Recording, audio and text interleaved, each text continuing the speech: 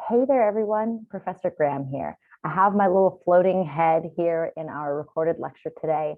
I don't always keep it because I think sometimes it can be distracting for you and for me as the person recording, having to view myself while speaking. But I'm so passionate about today's subject that I wanted you to be able to see the passion that I have while sharing it with you. So, this is going to be our quick final video in our psychological well-being section where we look at positive psychology. And I'm so passionate about positive psychology because it aims to use a strength based approach to improving your psychological well being. Let's dive in. So, positive psychology is the scientific study of what makes life worth living. It focuses on our character strength, optimism, happiness, well being, gratitude, and building on the good. So, traditionally, psychology has taken sort of a deficits based approach where it looks for things like depression or anxiety, these real difficult, painful conditions, and then aims to bring people back to baseline. Well, Martin Seligman in 1998, when he was the president of the American Psychological Association, decided to focus his tenure on positive psychology. So he really brought the field to life with this focus on improving on the good. So it takes people wherever they're at on the spectrum of psychological well-being and says that we can use the good to improve our overall quality of life. So there are a couple different categories that it focuses on: the pleasant life, the good life, and the meaningful life. Let's define each of them. So the pleasant life is finding pleasure and enjoyment in everyday activities. These are things like enjoyable eating experiences, watching a favorite movie or Netflix show with a friend, and other things that you might engage with people that you love and things that you enjoy. So these are pleasant, transient, in the moment experiences. It might be going to an amusement park or hanging out at the beach. So these things are enjoyable, but they're pretty short term. We want to have these, and oftentimes we seek these experiences. So we look for in the moment pleasure to bring us positivity and overall satisfaction. But interestingly, research shows that these things don't last long term, or they don't have a long term impact on our psychological well being.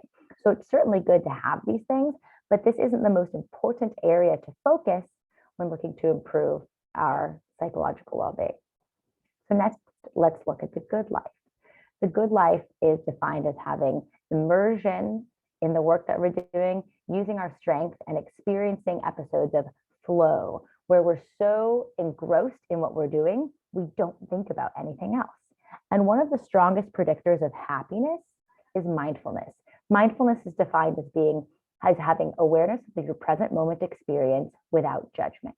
So you're aware of what's going on, you're totally focused on what you're doing in the moment. You're not judging, criticizing, evaluating the situation. You're not worrying or ruminating the past or planning or preparing for the future. As human beings, we have this unique capacity to do those two things, which really helps us succeed as a species, but it can create a lot of psychological distress. So having opportunities to be fully immersed in what you're doing can help your psychological well-being. So this can be work that you do that's really meaningful to you, or volunteer work, or maybe if you're a parent, it can be engaging with your child, or other hobbies that you have that you can be totally immersed in, like painting or surfing or something that just lights you up. So for me, actually, one of these things is teaching, especially in the in-person environment. And as I mentioned before, I started out teaching group fitness classes when I was getting my bachelor's degree. And I realized that it was one of the only times where I was purely in the moment. I wasn't thinking about anything else. And no matter what else I had going on in my life at that time, I could go into the class feeling a lot of yucky feelings. And I always left feeling better. So this good life, this immersion and flow is so key to building positive psychological well-being. And then lastly, we have the meaningful life. And this is marked by a clear purpose and meaning. So it's using your own strength, character traits, attributes, values, and interests in service of something bigger than yourself. So this is kind of like the good life, but it's really applying these passions and interests to something beyond yourself. And this has a huge correlation with your overall well-being. As humans, we want to be connected to something in service of, connected to something bigger than ourselves that we can be in service of. And this is related to our spiritual well-being, whether that considers or includes religion or not. So they use this acronym PERMA to describe some of the things that are important in positive psychology. To achieve these positive emotions, you need engagement. So that's that flow, immersion in the activities that you're doing, positive relationships, a sense of meaning, and an accomplishment with those things that you're engaged with that are related to your sense of meaning. So I encourage you to consider what skills, strengths, values, and attributes can you offer to the world? What are your own personal areas where you shine, or that are interesting to you, or that you want to explore deeper, that you can use to give back to your community or to the world in some way? It can be one person, it can be many people, it can be the whole world. That is what will connect you with long-lasting psychological well-being. Let's look at some further key pieces of positive psychology and other general psychological health practices that aim to improve on the good. So there are some specific practices that positive psychology recommends. Some you'll have an option to do in this class. The first one is gratitude journaling. So this is intentionally focusing on the things that you're grateful for on a regular basis. Now, why does this work? So as humans, we have a negativity bias. We're primed to focus on the things that are going wrong in our lives and in our environment in an effort to keep us safe from danger. It's totally normal. We all do it. However, this doesn't always make us feel very happy and good. So gratitude journaling is a way to spend time intentionally thinking about what's going right in your life right now. So this could be anything, the fact that you have a roof over your head, if you do, or food to eat, or close, you get to see a friend today, or you got to have a really fun experience yesterday, or you're in a class that you really enjoy, or you have a reliable car that gets you to work. Anything. Spending time thinking about these things each day is a proven way to enhance your overall psychological well-being. You can do this in a journal, you can do this in notes in your phone, and this is actually your first extra credit assignment available in this class. You need to keep this practice up throughout the semester and then submit this at the end of the semester. So you can view the gratitude journaling extra credit information in module 1 for more details there. I can't recommend this practice highly enough. It really shifts your perspective. And you'll watch Dr. Brene Brown's TED Talk on vulnerability next week when you're in the communication and relationships module. And she says that she's never researched and met anyone who can experience deep joy that doesn't intentionally practice gratitude. So that brings us to our second one, which is the gratitude visit. This is similar, but rather than just thinking about all the things that are wonderful in your life that you're grateful for, this practice involves sharing what you're grateful for with someone who's been kind to you or helped you in some way. So this can be in a letter, an email, a text, a phone call, in person, however you have it. This has a positive impact not only on their happiness and well-being, but on yours. So think about somebody who's positively impacted you and how you can share that experience with them. Applying your character strengths. So we talked about that already. You have the opportunity to take the VIA character strengths assessment this week, and this will highlight your top character strengths. I think there are 24 possible strengths. So you can see the areas that you really shine and think about how you can apply these to your life. Mindfulness strategies. So positive psychology recommends specific mindfulness strategies. Rather than talk a lot about them right now, I've actually included them all in your first major assignment, your stress resiliency plan. There are some links to some guided mindfulness activities that you can do. A lot of times when people think mindfulness, they think meditation and clearing your mind. That's not exactly what we're looking for here. Again, mindfulness is present moment awareness without judgment. So all you need to do is be aware, and that can be of anything. That can be of your thoughts. That can be of your body's physical sensations with a body scan. That can be of your surroundings with a sensory meditation. That can be of your breath, all kinds of things. You can really apply it anywhere you are at any time. That can be of doing the dishes. So we have some practices that are designed to help you flex your mindfulness muscle. Okay, so let's get to some other general psychological health practices that are proven to improve your mental and emotional well-being. Staying active. We have a whole module on physical movement, and exercise is one of the strongest predictors of good psychological well-being. In fact, research shows that exercise is as effective at reducing depression or anxiety as common antidepressant medications. Again, caveat, that's not to say that you shouldn't take those medications. Those absolutely have an important place in mental health care treatment. It's just another strategy that can help you be well. And it doesn't have to be hard, painful, or intense to work. Social connection is key. So having close personal relationships, which is all what we're going to look at next week. You might have seen research or heard in the news that the rates of depression and anxiety increased heavily during the initial months of the coronavirus. And of course, there was a lot of fear, stress, job loss, financial strain in that time period, but we were also really socially isolated, and that's tough. A brain healthy diet. So what does that look like? Again, we'll have a whole module on nutrition, but generally speaking, a brain healthy diet includes lots of foods that you can find in nature. So lots of produce, so fruits and vegetables. You can include nuts, seeds, legumes, and grains, and animal foods if you include those in your diet, like eggs, fish, or meat that are as close to their natural form as possible. You're also aiming to get a wide variety of colors in your diet.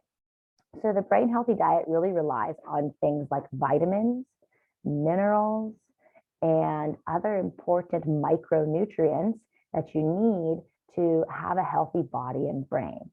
And these things are abundantly found in fruits, vegetables, and spices. You'll also find some of these things in fish or meat if you eat those as well. So vitamins and minerals are really like the keys to unlocking your brain's full potential, your brain and body's full potential. So this doesn't mean you have to totally overhaul your diet or you can never eat fast food again. It just means think about making small additions to your diet where you can. And if you focus on one thing, it's getting a variety of colors of fruits and vegetables. They can be fresh, they can be frozen, they can be cooked, steamed, raw, boiled, baked, however you want to have them. They can have salt or butter on them. You want to make them taste good. It's okay. The better they taste, to an extent, you don't want to cover them in sugar or anything. But the better they taste, the more you eat them, the better it is. So add fruits and vegetables to your diet in any way that you can. That's my one best nutrition tip for you. We'll cover a lot more nutrition in a couple weeks, but that's going to improve your physical and emotional well-being. Quality sleep, we'll talk all about next week. Getting 7 to 9 hours of quality sleep per night is crucial for emotional well-being. And then connecting to that deeper meaning and purpose. So thinking about your own skills, attributes, and interests, and how you can apply them specifically to the world around you, how you can apply them, not your friends, not your classmates, not your neighbors, you. And the cool thing is that so many of these habits are also found in the blue zones. And the blue zones are the areas of the world that have the highest number of centenarians, people who live to 100 and beyond. And you can see those habits on the right here in this wheel. These are the habits they found in our 7 blue zone regions in the world that have the highest number of centenarians. These are the behaviors that they do. You'll see a lot of overlap: moving, belonging, loved ones first, right tribe, plant slant, so getting a lot of fruits and vegetables, downshifting, finding purpose, huge correlation. So that's the cool thing that you'll start to see as we go through the different modules in this class, is that the healthy behaviors that improve one area of your well-being improve others too. Sometimes it feels like it's really confusing to look at health information, but it actually boils down to some pretty simple, but not always easy practices. So let's talk about a few specific exercise tips for psychological well-being. Get outdoors. Whenever possible, it's great to get outside to exercise. There's an additional benefit for our mental well-being by getting outside. Get social. If you can exercise and engage with others, this has an additional benefit on your mental health. Talk, don't sing. You'll learn more about this in our exercise section. This is a way to measure exercise intensity. Generally speaking, a moderate exercise intensity is best for psychological health outcomes. So you want to be able to talk briefly while you're exercising, but not sing a song or be out of breath. So if you can talk a little bit with a partner while exercising, that's generally a good intensity to be at. Other ideas. It's often a good idea to avoid weight-related goals if mental health is a specific outcome you're looking for when it comes to exercise. Sometimes this can increase feelings of shame, blame, guilt, or frustration, especially if and when weight loss takes a while. So these don't always improve mental health if that's your main focus. Emphasize enjoyment. All movement counts. Do what you like to do. Dance, jump, bike, swim, cycle, walk. It all works. And lastly, no pain, plenty of gain. So the idea, no pain, no gain, that exercise has to hurt, throw that out the window. That's not useful to you for your physical or emotional well-being. And lastly, a couple more ideas. The 4-7-8 breath is one of my absolute favorite health techniques that you'll learn about this week, because you can do it anywhere, anytime. You don't have to stop and meditate or put on exercise shoes or chop up vegetables. You can do it here and now. And this is pioneered by Dr. Andrew Weil, who's a functional medicine doctor out of the University of Arizona. And he says, if I had to limit my advice on healthier living to just one tip, it would be simply to learn how to breathe correctly. We talked about when we're in that stress sympathetic state, we do a lot of shallow chest breathing. This 4-7-8 breath helps stimulate our parasympathetic nervous system to calm us down, allow us to engage in our rest and digest and recovery processes, and improve our mental and emotional well-being over time. He recommends practicing this twice a day for 4 to 8 rounds each time. So this looks like relaxing your shoulders, getting nice and comfortable, softening up your belly. It can help to put your hands on your stomach, taking a nice 4-count in breath into your belly. 1, 2, 3, 4, shoulders stay relaxed, holding for a count of 7, and then exhaling through your mouth for a count of 8. And you do that just 4 to 8 times, twice a day. This works because the long, slow breaths stimulate your vagus nerve. That's VAGUS, not Vegas like partying in the desert, which helps to stimulate that parasympathetic nervous system. He also has a fantastic book called Spontaneous Happiness, and it covers a wide variety of factors related to psychological well-being. Everything from mindfulness practices to social practices to food to exercise to supplements, etc.